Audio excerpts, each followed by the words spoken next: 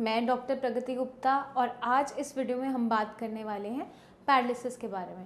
Paralysis बीमारी है क्या, किस तरीके से हम मैनेज करते हुए इस बीमारी से बाहर निकल सकते हैं और दोबारा से इंडिपेंडेंट हो सकते हैं। बहुत से मिथ हैं लोगों के माइंड के अंदर कि अगर किसी को लकवा हो गया तो पेशेंट कभी ठीक नहीं हो पाता, ये बीमारी लाइलाज है, इसका कोई इलाज नहीं है। इन्हीं सब मिथ्स को क्लियर करने के लिए मैं लेकर आई हूँ ये वीडियो, जो आपको मदद करेगी पैरालिसिस को अच्छे तरीके से समझने में, क्या क्या सिम्टम्स देखने को मिलते हैं पेशेंट के अंदर और कैसे हम इस बीमारी से बहुत चीज़ों को ध्यान में रखते हुए रिकवर कर सकते हैं और दोबारा इंडिपेंडेंट हो सकते हैं, अपने पूरे काम करने लायक बन सकते हैं। तो हम स्टार्ट करते हैं पैरालिसिस एक्चुअल में पहले बीमारी होती क्या है। पैरालिसिस एक ऐसा न्यूरोलॉजिकल डिसऑर्डर है, ब्रेन का डिसऑर्डर है, जिसके अंदर ब्रेन में या तो क्लॉट फॉर्मेशन देखने को मिलता है या फिर हेमरेज हो जाता है, या तो खून का थक्का जमता है ब्रेन के अंदर या फिर ब्रेन के अंदर कोई नस फट जाती है। इसके पीछे बहुत सारे कारण होते हैं, या तो किसी इंजरी की वजह से, सिर पे चोट लगी, आप कहीं से गिर गए, हेड इंजरी हो गया, इस कारण से भी स्ट्रोक के आगे चांसेस होते हैं।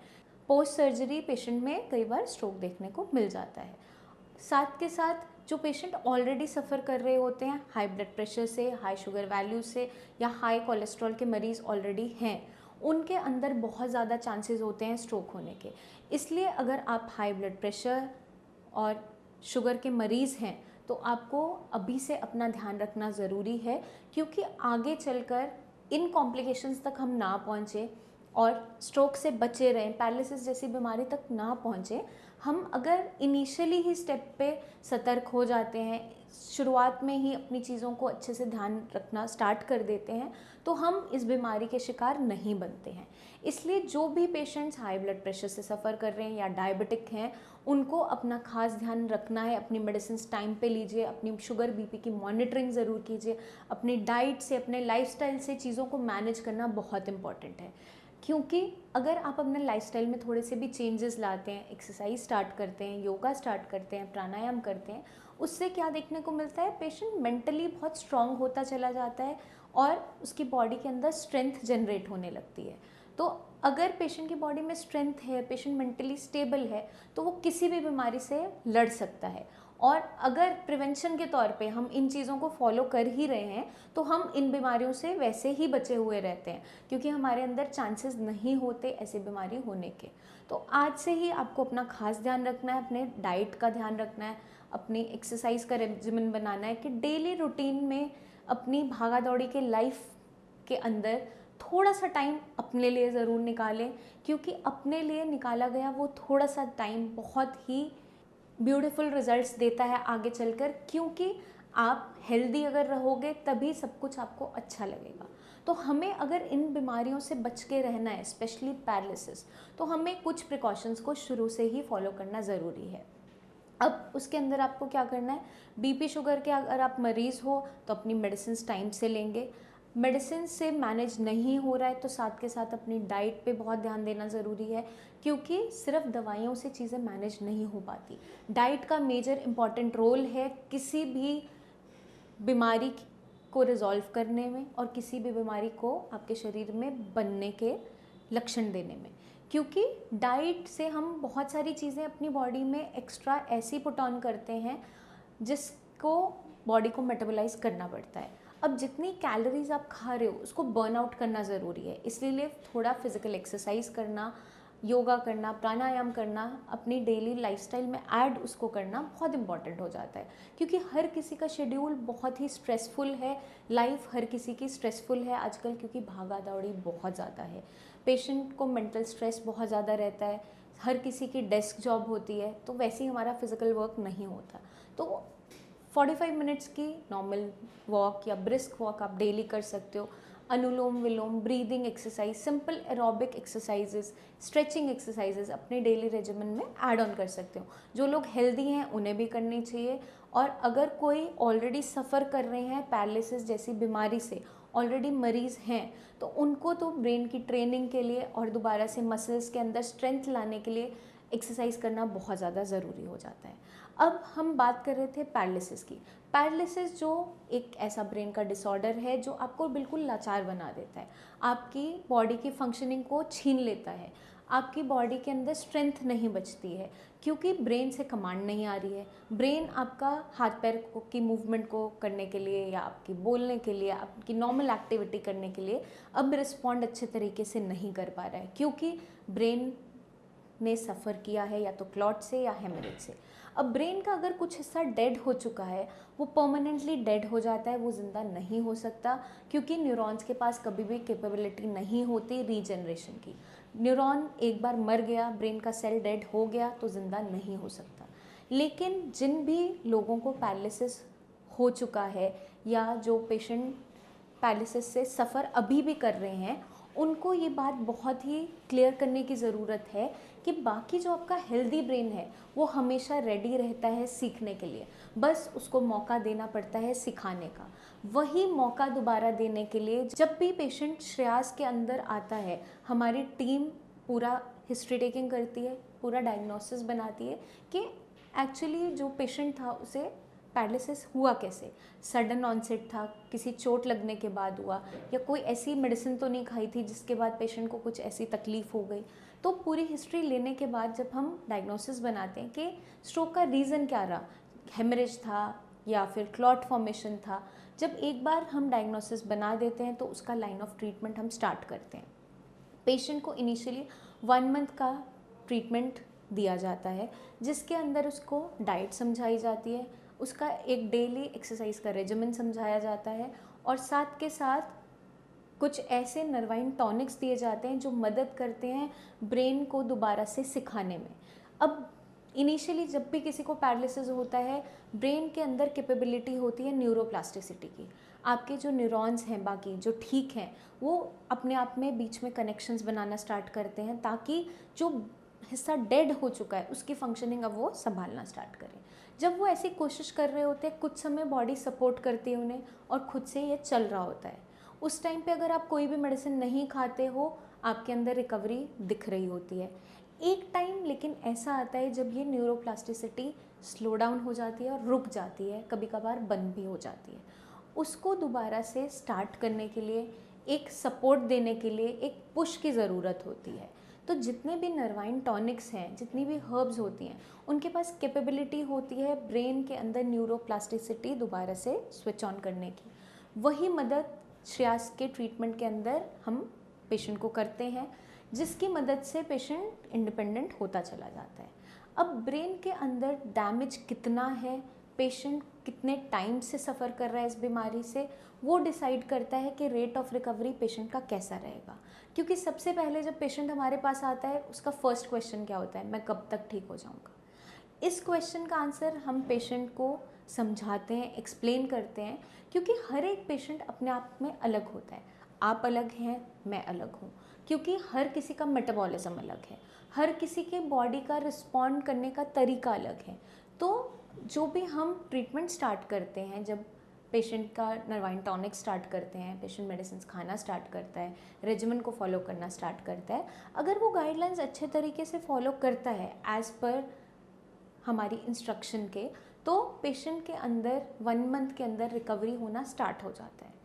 अब पेशेंट की जो स्पीड ऑफ रिकवरी होती है 1 मंथ के अंदर, उस अकॉर्डिंग हम डिसाइड कर पाते हैं कि फर्दर लाइन ऑफ ट्रीटमेंट कैसा रहेगा। पेशेंट को पेशेंस रखना बहुत इम्पॉर्टेंट है, क्योंकि ये बीमारी छोटी बीमारी नहीं है। कोई सर्दी खांसी ज़ुकाम नहीं है जो 2 दिन के इलाज से ठीक हो जाएगा। कई साल लगे हैं आपकी बॉडी में कुछ सिम्टम्स आने में, और जब अचानक से आपको ये बीमारी हुई तो ब्रेन का काफ़ी हिस्सा सफ़र करता है डैमेज से। अब जब ब्रेन का हिस्सा सफ़र करता है डैमेज से, तो वो एक रिस्पॉन्स तैयार करता है। किस फॉर्म में? आपके हाथ पैर की मूवमेंट के लॉस के फॉर्म में। अब वो डिपेंड करता है कि ब्रेन का कौन सा हिस्सा डैमेज है, कितना डैमेज है, उसके अकॉर्डिंग ब्रेन का जो रिस्पॉन्स है बॉडी के ऊपर वो देखने को मिलता है। अब पैरालिसिस कई तरीके का होता है, हेमीप्लेजिया भी होता है, पैराप्लेजिया भी होता है, क्वाड्रीप्लेजिया भी होता है, मोनोप्लेजिया भी होता है। मोनोप्लेजिया का मतलब होता है कि आपकी एक लिम्ब, चाहे अपर बॉडी है लोअर बॉडी है, वो अफेक्टेड है। अब हेमिप्लेजिया जो होता है, एक पूरी side, half part of the body affected है, उसकी मूवमेंट में लॉस है। क्वाड्रिप्लेजिया होता है गर्दन से नीचे आपका जो पूरा बॉडी पार्ट है, लिम्स हैं, आपके कमर से नीचे का हिस्सा है, वो फंक्शन नहीं कर रहा है। पैराप्लेजिया उन केसेस के अंदर देखने को मिलता है जहाँ स्पाइनल इंजरीज होती हैं, कोई चोट लगी कमर पे, कोई ट्यूमर था, उसकी सर्जरी हुई, उसके बाद कमर के नीचे का हिस्सा सुन्न हो गया, वहाँ की मूवमेंट नहीं है, लेटरिन पेशाब का महसूस नहीं होता है, उसे हम पैराप्लेजिया कहते हैं। तो पेशेंट्स के अंदर हमें क्या ध्यान रखना है कि कितना % नुकसान है ब्रेन के अंदर, कौन सा टाइप ऑफ डैमेज है, क्लॉट फॉर्मेशन की वजह से है, हेमरेज की वजह से है, तो वो देखा जाता है इनिशियली। वो देखते हुए हम डिसाइड करते हैं कि पेशेंट का लाइन ऑफ ट्रीटमेंट किस तरीके से रखना है। अगर पेशेंट ऑलरेडी सफ़र कर रहा है हाई ब्लड प्रेशर से, डायबिटिक भी है, साथ के साथ कोलेस्ट्रॉल का मरीज़ भी है, तो उन पेशेंट्स के अंदर कुछ बेसिक एलोपैथिक मेडिसिन जो उनकी चल रही होती है उनको कंटिन्यू करवाया जाता है, क्योंकि एक बार जब किसी को स्ट्रोक हो जाता है उसके बाद काफ़ी ज़्यादा चांसेस होते हैं रिअकरेंस के, बार बार होने के। तो जितनी भी आपकी दवाइयाँ एलोपैथिक मेडिसिन आप पर्चा उठाओगे अपना अगर देखोगे, उसमें कोई भी रिकवरी की दवाई नहीं होती है आपकी, कोई भी ऐसी रिकवरी की मेडिसिन नहीं होती है जो ब्रेन पे काम करती है। लेकिन हाँ, आपकी बीपी शुगर की मेडिसिन, खून पतला करने की दवाइयाँ या कोलेस्ट्रॉल की दवाइयाँ आपके पर्चे में देखने को मिल जाती है। इन मेडिसिन की हेल्प से हम आगे दोबारा से स्ट्रोक ना हो उसको प्रिवेंट कर सकते हैं, लेकिन रिकवरी के लिए हमें कुछ ना कुछ तो करना पड़ेगा। अब ब्रेन के अंदर रिकवरी लाने के लिए हमें क्या करना है, ऑक्यूपेशनल थेरेपी पे थोड़ा फोकस करना होता है। ऑक्यूपेशनल थेरेपी बहुत ही सिंपल थेरेपी है जो आप खुद भी कर सकते हो। उसके अंदर आपको क्या करना है, जो काम आप ऑलरेडी करते थे ब्रेन को दोबारा रिमाइंड करवाते हुए दोबारा से वो सिखाना है। अगर मान लीजिए आप गार्डनर थे, माली थे, गार्डनिंग का काम करते थे, तो वही एक्टिविटीज़ दोबारा से स्टार्ट कीजिए। अगर आप डेस्क जॉब करते थे, कुछ चीज़ों को याद रखना आपका काम था, कीबोर्ड पे आपको काम करना पड़ता है, आपको सिस्टम पे वर्क करना पड़ता है, तो जैसे जैसे आपके मूवमेंट हाथ की वापस आनी स्टार्ट होती है, वैसे हम ये सारी एक्टिविटीज़ दोबारा करवाना स्टार्ट करते हैं। ब्रेन की ट्रेनिंग बहुत ज़्यादा ज़रूरी है। अगर कोई टीचिंग प्रोफेशन में था और वो बच्चों को पढ़ाता है या किसी को भी स्टूडेंट्स को पढ़ाता है, तो हम उन्हें प्रैक्टिस करने के लिए बोलते हैं कि आप बोल के दोबारा से क्लासेस लेना स्टार्ट करो। ब्रेन को हमें दोबारा उस रूटीन में, उस रेजिमेंट में लाना ज़रूरी हो जाता है, क्योंकि पेशेंट के साथ क्या देखने को मिलता है, जब भी पेशेंट आता है पेशेंट बहुत ज़्यादा घबराया हुआ होता है अपनी कंडीशन को लेकर। वो शर्माता है कि सामने वाला क्या बोलेगा, वो कुछ भी बात करने में घबराता है क्योंकि उसे लगता है कि मेरी प्रोनाउंसिएशन अब अच्छी नहीं है। तो अगर ऐसी कोई भी कंडीशन आपके साथ है, आपने बिल्कुल भी निराश नहीं होना है, उस चीज़ से बाहर निकलना है, अपने कॉन्फिडेंस को लूज़ नहीं होने देना है, निरंतर लगातार प्रैक्टिस करते रहना है, क्योंकि अगर हमें ब्रेन को दोबारा से सिखाना है तो उसको रेपिटेशन की मदद से हम सिखा सकते हैं। यही ब्रेन की खासियत है और इसी तरीके से ब्रेन ट्रेन हो जाता है, क्योंकि जो हिस्सा डेड हो चुका है उसके लिए हम कुछ नहीं कर सकते, लेकिन बाकी जो हेल्दी ब्रेन है उसकी सपोर्ट से हम अपनी बॉडी में रिकवरी वापस ला सकते हैं, दोबारा इंडिपेंडेंट बन सकते हैं। इसके लिए बस हमें क्या ध्यान रखना है, जो गाइडलाइंस हम आपको देते हैं उसको पूरा फॉलो करना है और बिल्कुल भी निराश नहीं होना है, डिप्रेस नहीं होना है।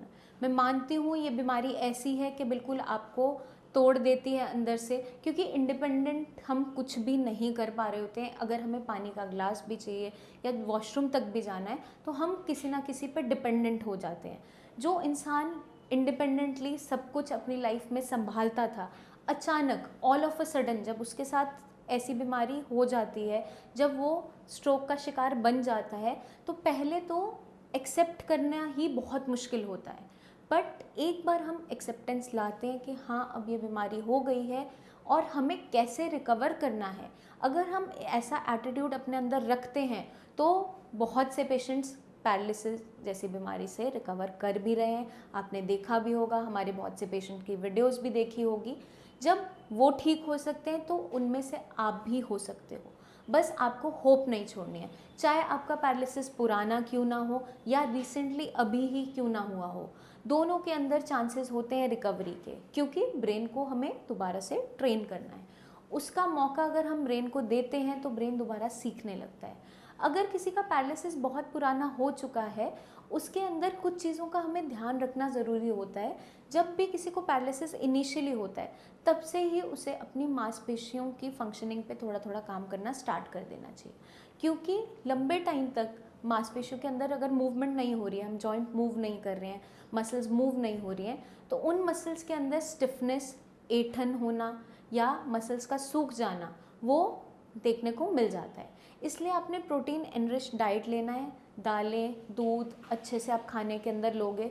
नॉन वेजिटेरियंस जो भी हैं, अंडे का सफ़ेद हिस्सा, फ़िश ले सकते हैं, क्योंकि ये दोनों ही ऐसी चीज़ें हैं जो आपके बैड कोलेस्ट्रॉल को नहीं बढ़ाती हैं और आपकी बॉडी को एनर्जी पूरी देती हैं। तो आपको क्या ध्यान रखना है, अपनी डाइट अच्छी रखनी है। कैल्शियम इनरिच डाइट होनी चाहिए आपकी, विटामिन डी भरपूर होना चाहिए।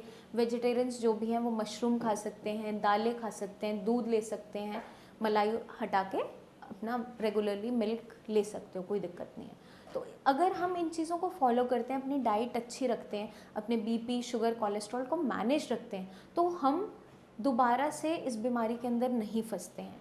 क्योंकि एक बार स्ट्रोक होने के बाद बॉडी की टेंडेंसी होती है कि बार बार लोगों में स्ट्रोक देखने को मिल जाता है। तो उसको प्रिवेंट करने के लिए अगर आप कोई मेडिसिन खा रहे हो बीपी शुगर की, उनको कंटिन्यू करना ज़रूरी होता है। साथ के साथ बीपी शुगर की मॉनिटरिंग करना ज़रूरी होता है। अपने रेगुलर हेल्थ चेकअप्स करवाइए, टेस्ट करवाइए, हमें अपनी हेल्थ को निगलेक्ट नहीं करना है।